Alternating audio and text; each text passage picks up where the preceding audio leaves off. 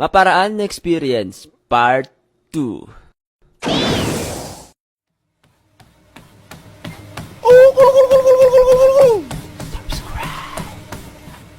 Alright, kung di nyo pa napanood yung part 1, puntahan nyo muna yon.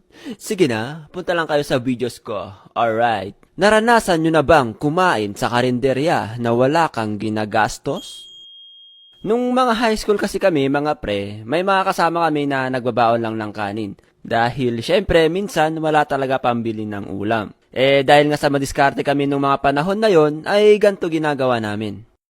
Lunch na mga pre, tara, kain tayo sa karinderya. Wala na ako pambili ulam, pre. Binayad ko na sa Noisy kanina. Ang iingay nyo kasi eh.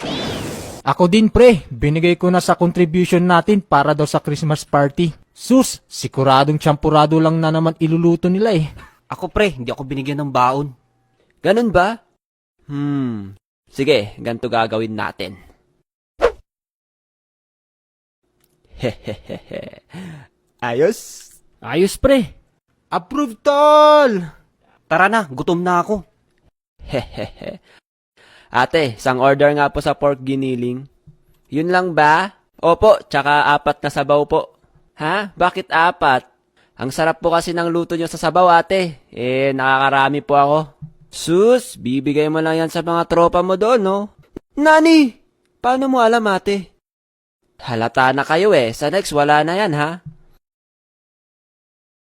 Masamang balita, boys. Nakasaringgan si ate.